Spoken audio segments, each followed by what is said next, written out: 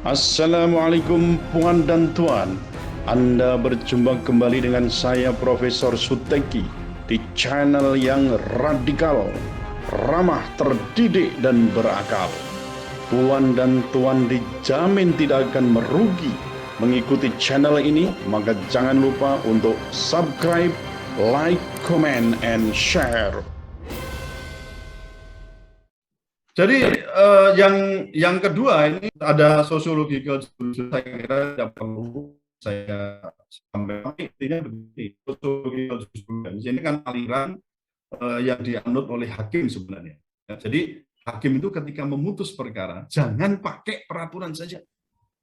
Tujuannya kepada hakim sebenarnya dalam praktek peradilan. Karena Roskupon ya Roskupon itu menganut bahkan mencetuskan sampai menganut aliran ini karena gerah juga melihat praktek memutuskan memutuskan perkara kok dasarnya cuma rule and logic. Padahal fakta hukum di lapangan, ada fakta sosial, ada social effect, ada living law. Kalau kita sebut ada adat rek. Kok nggak diperhatikan ini gimana? Nah, akhirnya disitulah mulai ya ada aspek society yang dipertimbangkan. Makanya sampai juga, oh ini karena aspek society begini, ada kearifan lokal begini, maka oke lah, ini peraturan hukum tidak perlu ditegakkan. Nah bisa nih, saudara sekalian ya. Kemudian yang kedua teoretik, kita kenal responsive law ya. Di responsive law ini berarti kalau kita ngomong ya ini terkait dengan apa yang disampaikan oleh Philip Noret dan Philip Selznick ya, yang mengemukakan bahwa ada 3 jenis ya hukum itu yang disebut dengan repressive law, autonomous law, dan responsive law. Memang pada saat itu Noret dan Selznick tidak pernah menyatakan bahwa ini yang terbaik.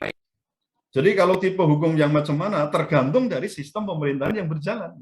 Bisa suatu saat sangat represif, bisa sangat otonom, atau memang sudah harus memasuki wilayah responsif.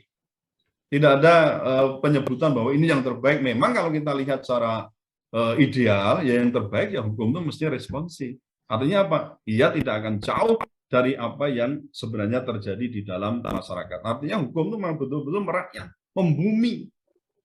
Ya kalau kita kan kadang-kadang punya hukum yang sifatnya itu datang dari atas, top down. Ya, kalau di negara-negara yang Anglo-Saxon itu lebih ke bottom up. Kita lebih ke top down. Nah, ketika top down komunikasi hukum nggak jalan, sudah ambiar itu. Pasti tidak bisa dipahami dan hukum itu tidak bisa dipakai sebagai sarana untuk pencapaian tujuan-tujuan yang sudah dijalankan itu. Nah, dengan hukum responsif itu artinya kita memperhatikan aspek kerakyatan, yaitu mengenai tujuan dan capaian tujuan. Bagaimana itu? Ya, hukum responsif itu punya concern dengan faktor-faktor sosial sebagai dasar pelaksanaan dan juga pencapaian tujuan hukum. Kemudian yang berikutnya, ya, jadi kalau kita ngomong soal responsif itu berarti memang tidak hanya aspek formal, tapi aspek materialnya kita pakai. Ada nggak alasan misalnya dari sisi masyarakat kita lihat, oh ini masyarakat menghendaki semacam apa? Kita tidak bisa semata-mata pokoknya ini aturan begini Anda harus diterapkan dengan peraturan. Nggak bisa begitu. Kita punya kearifan juga dalam penegakan hukum ya, sehingga tadi saya katakan aspek kerakyatan itu memang harus dilalui ya. Dalam hal ini aspek material ya dari hukum itu harus diperhatikan dan juga aspek partisipasi rakyat. Nah ini penjelasan saja yang mengenai apa itu repressive law. Ini sudah saya kira para mahasiswa juga sudah banyak memahami ya bagaimana repressive law itu. Memang kalau dalam keadaan sekarang ini kita tidak saatnya lagi ya. Repressive law itu cocok ya digunakan ketika kita sedang misalnya dalam masa konsolidasi. Misalnya pasca merdeka itu ya, kita buku hukum yang sangat represif misalnya, itu memang oke. Tapi kalau sekarang kita 76 tahun merdeka kita masih pakai hukum yang represif, itu sudah ketinggalan.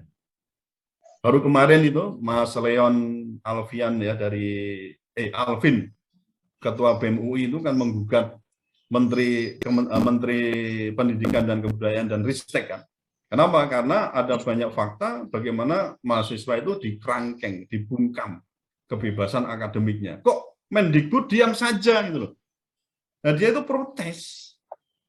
Si Alvin ini protes kok begini. Pembungkaman pada mahasiswa ini pada saatnya lagi nih. Enggak, menurut dia ini kita sudah merdeka 76 tahun, mestinya kampus bisa lebih merdeka. Merdeka bukan kampus merdeka, tapi merdeka dalam pengertian memang harus ada kebebasan akademik. Kita naikkan lagi ke otonomi perguruan tinggi yang ditopang dengan 3 hal. Apa itu? Ada otonomi keilmuan, yang kedua kebebasan akademik, dan yang ketiga adalah kebebasan mimbar akademik.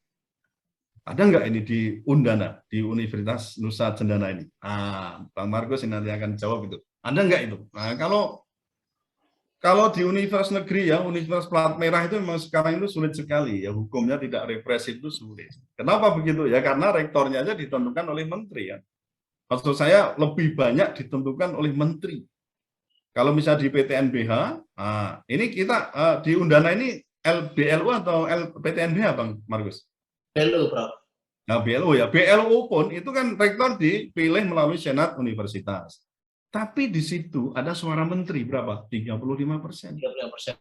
Nah, 35% itu nomor 3 pilihan senat aja itu, wah itu bisa nomor 1 itu. Kalau ditambah dengan suara menteri.